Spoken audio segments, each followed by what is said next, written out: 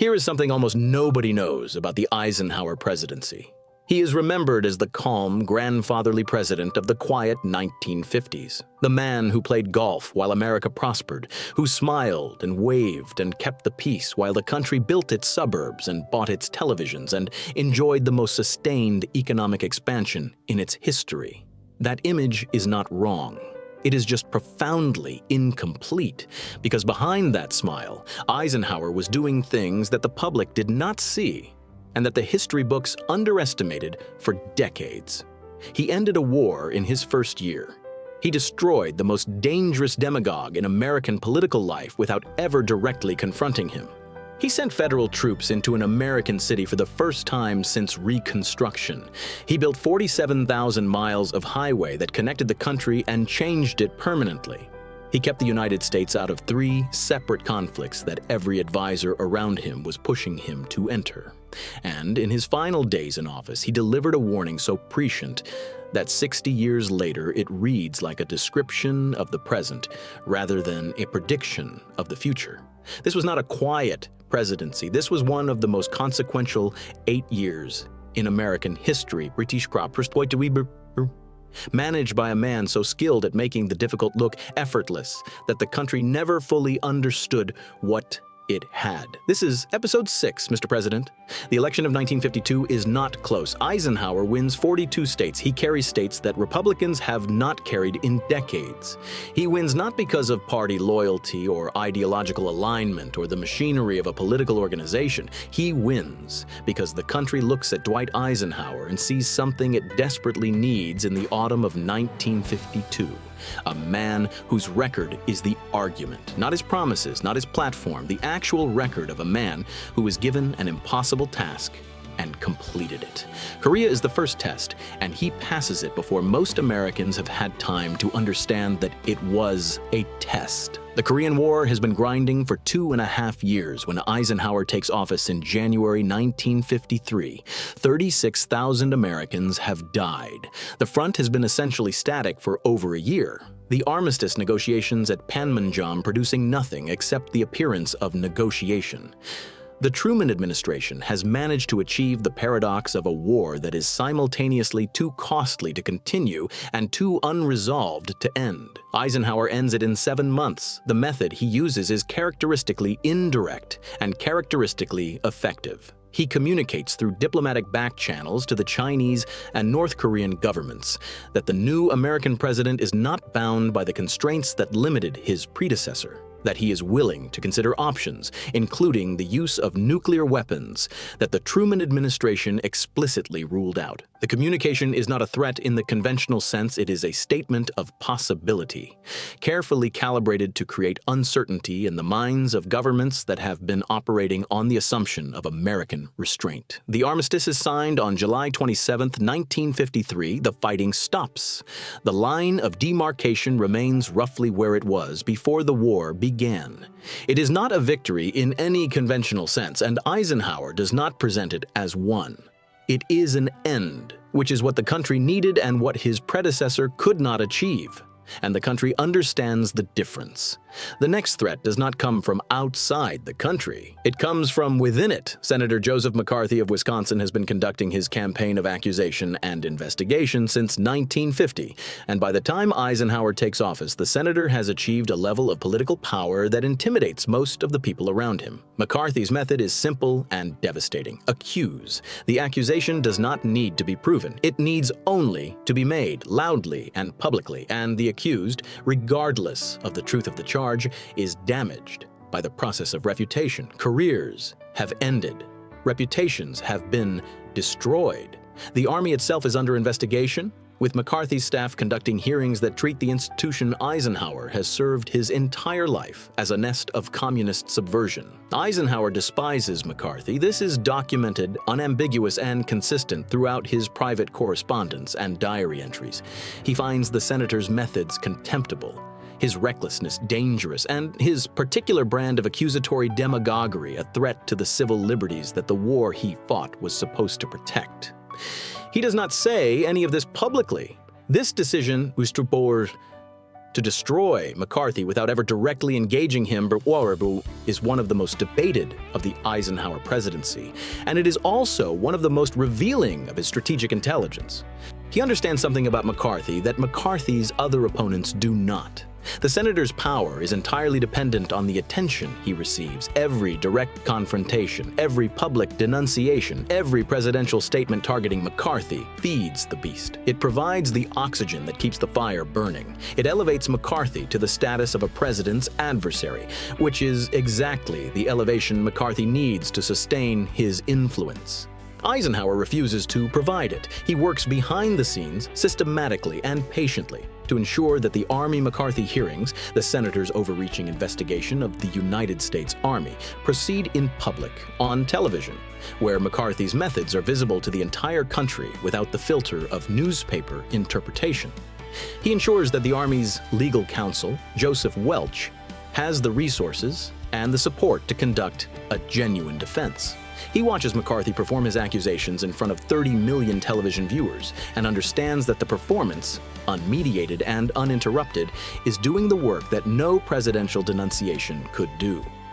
McCarthy is finished by the summer of 1954, censured by the Senate, abandoned by the colleagues who had tolerated his excesses while they were useful, and withdrew their support the moment they became liabilities. He dies in 1957, politically irrelevant and physically destroyed by alcoholism, without Eisenhower ever once having publicly named him as a threat. It is the most elegant political operation of Eisenhower's presidency, executed entirely in the negative space of what he refused to do. The heart attack arrives in September 1955. In Denver, where Eisenhower is vacationing. He is 64 years old, a heavy smoker who has reduced his consumption but not eliminated it, a man who has been operating at the level of maximum sustained stress for over a decade. The coronary thrombosis that strikes him in the early morning hours of September 24th is serious enough that his doctors are uncertain for several days about his prognosis, serious enough that the country confronts the real possibility of losing a president who has been in office for less than 3 years. What Eisenhower does during his recovery reveals something about his relationship to the presidency that distinguishes him from almost every other person who has held the office. He governs from the hospital. Not in the limited sense of receiving briefings and signing documents. He actually governs, making decisions, conducting the business of the executive branch with the same thoroughness he applied to running a wartime headquarters. He's not willing to allow his body's failure to become a governmental failure, and the discipline he applies to his recovery is the same discipline he has applied to every difficult situation since the Kansas Plain. He returns to Washington. He does not retire. He runs for a second term. Little Rock arrives in September 1957 and produces the most dramatic domestic crisis of his presidency. The Supreme Court's ruling in Brown v. Board of Education in 1954 has declared school segregation unconstitutional, and the process of implementation, never simple, never quick, always contested, has been met in the Deep South with organized resistance that ranges from legal obstruction to outright violence. Arkansas Governor Orville Faubus, calculating that defiance of federal authority will serve his political interests, orders the Arkansas National Guard to prevent 9 black students from entering Central High School in Little Rock. The 9 students, the Little Rock 9, attempt to enter the school on September 4th, 1957. They are turned away by the National Guard under the governor's orders, in direct defiance of a federal court order. The images of children being turned away from a school by armed soldiers surrounded by a hostile crowd go around the world. Eisenhower is not a civil rights crusader by temperament or by the standards of his era. He is a product of a military that was segregated for most of his career, and his private views on the pace and scope of desegregation are more cautious than the civil rights movement demands. But he is, above everything else, the President of the United States, and the Governor of Arkansas has defied a federal court order, and the principle at stake, federal supremacy, the rule of law, the authority of the courts, is not negotiable. He federalizes the Arkansas National Guard, removing it from the governor's command. He sends the 101st Airborne Division, the same division whose paratroopers he walked among on the night before D-Day, to Little Rock. Federal troops escort 9 black teenagers to school in Little Rock, Arkansas, under the protection of the most celebrated combat division in the American Army. It is the first use of federal troops to enforce civil rights in the South since Reconstruction. Eisenhower does not make a speech about it. He does not frame it as a moral crusade or civil rights milestone. He frames it as the enforcement of a court order, which is what it is, and the framing is typically, characteristically him. Doing the right thing through the mechanism of law rather than the rhetoric of righteousness. The interstate highway system has been building since 1956, when Eisenhower signs the Federal Aid Highway Act into law. And it is the domestic achievement of his presidency that most directly shapes the physical reality of the country for generations. The concept is not entirely new. There have been proposals for a national highway system for decades, and Eisenhower's exposure to the German Autobahn during the war has given him a direct model for what such a system can accomplish. But the scale of his vision and the political skill with which he builds the coalition to fund and implement it is entirely his own. 47,000 miles of highway, connecting every major city, every region, every community that the railroad had bypassed or the old road system could not adequately serve. The argument he makes for it is strategic. The system is sold partly as a national defense necessity, enabling the rapid movement of military forces across the country, which is the argument that unlocks the federal funding in a Congress skeptical of large domestic expenditures. But the effect is economic and social and cultural in ways that extend far beyond anything a defense argument can encompass.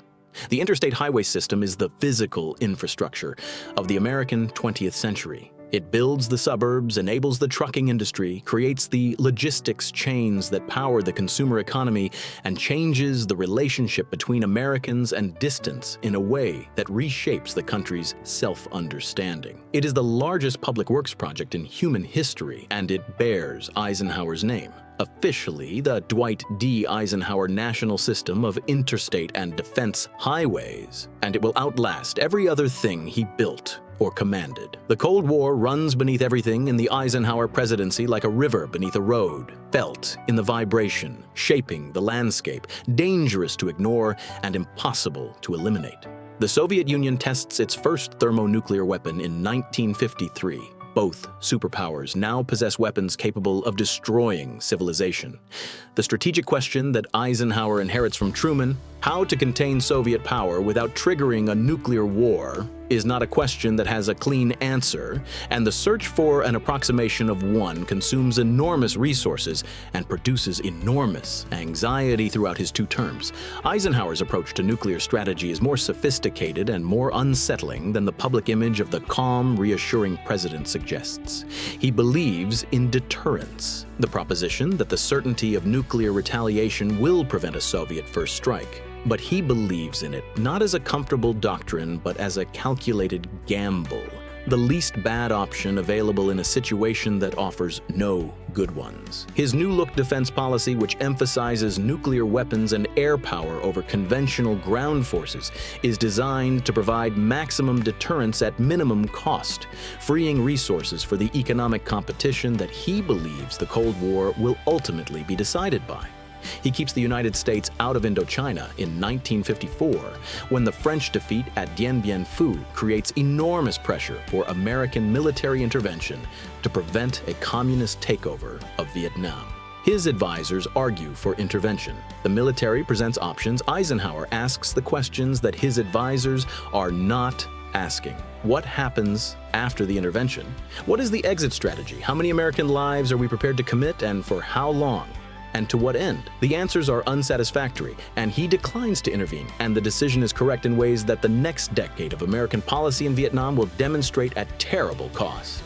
He keeps the United States out of the Suez Crisis in 1956, when Britain, France, and Israel launch a coordinated military operation to seize the Suez Canal from Egypt's Nasser. The operation puts Eisenhower in the position of opposing his closest allies, Britain and France, in a crisis that the Soviets are threatening to exploit.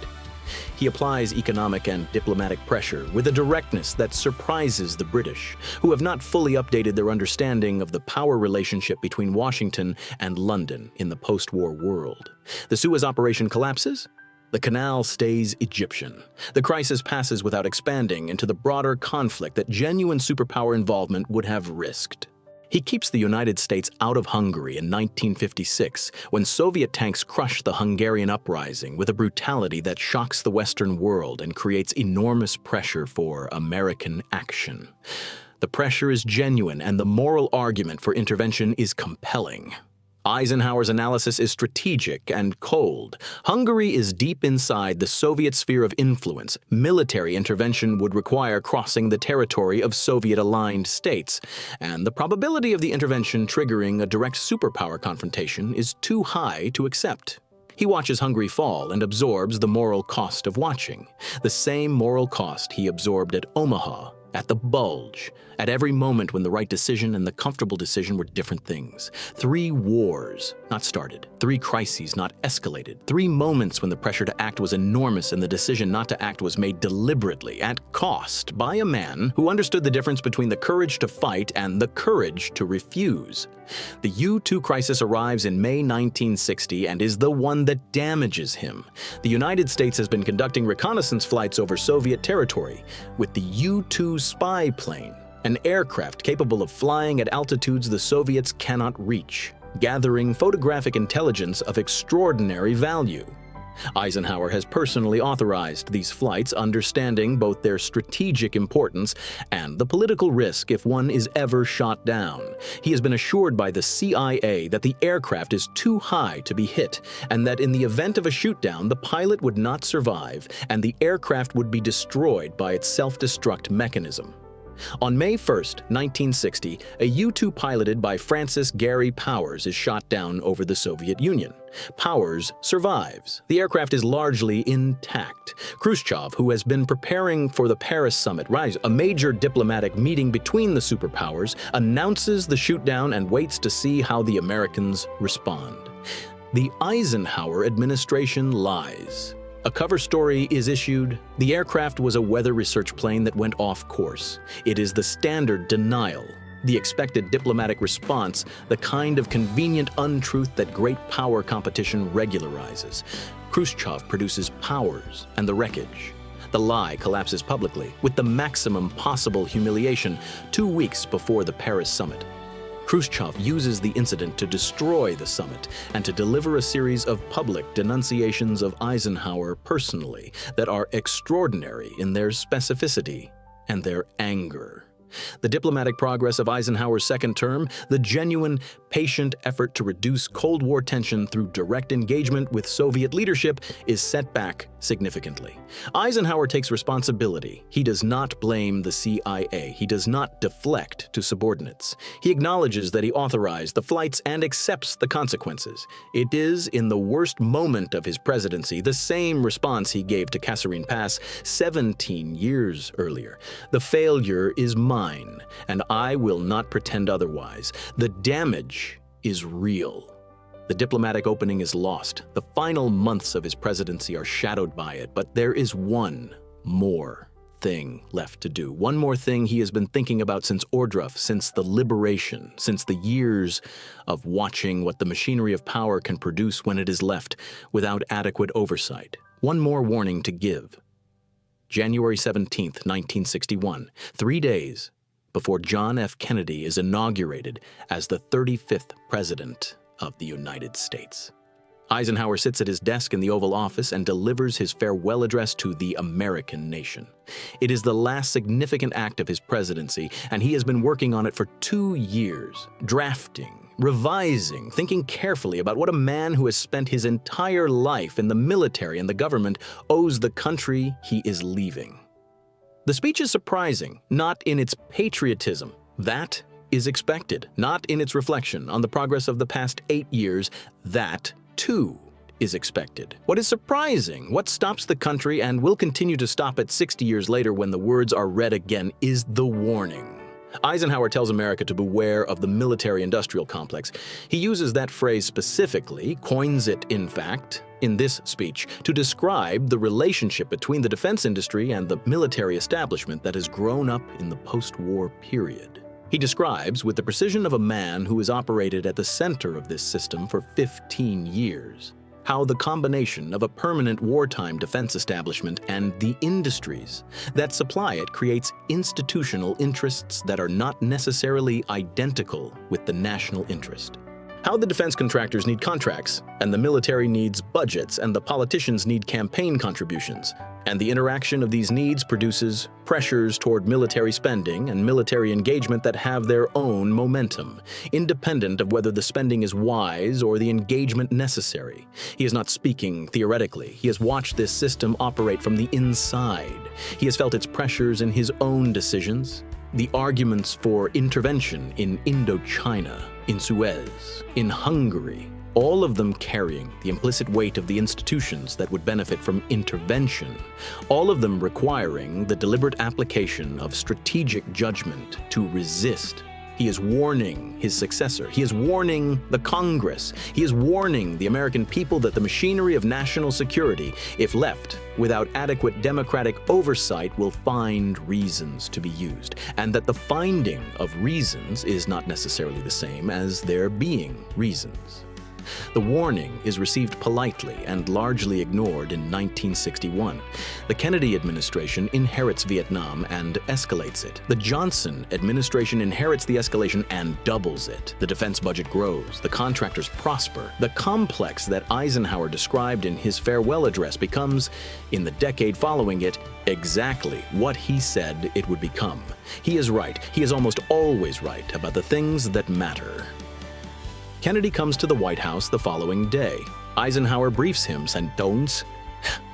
The two men, different in almost every way except the specific quality of intelligence they bring to the problems of the presidency, spend hours together in the transition. Eisenhower respects what he sees in Kennedy. He worries about what he does not see.